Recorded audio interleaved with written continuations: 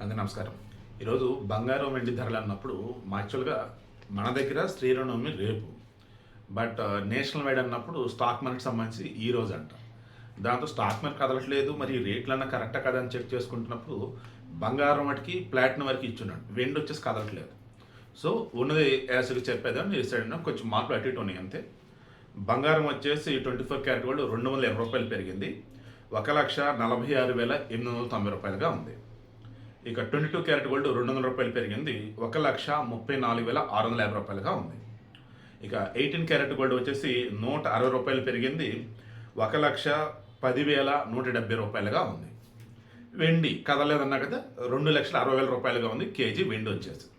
ఇక ప్లాటినం ఇది పడింది, ఇది అసలు అర్థం కావట్లేదు. ఈ మధ్య ప్లాటినం 1,710 రూపాయలు పడిపోయింది, 57,900 రూపాయలుగా ఉంది. ఇవి ఇవాళ బంగారం వెండి ప్లాటినం ధరలు. డే 1 నుంచి నేను ఒకటే చెప్తున్నాను, బంగారం మీరు అనుకున్న రేటుకి పడింది అంటే కొనుక్కోండి, ఇంకా పడ్డా ఇబ్బంది పడకండి, ఖచ్చితంగా పెరిగిద్ది భవిష్యత్తులో.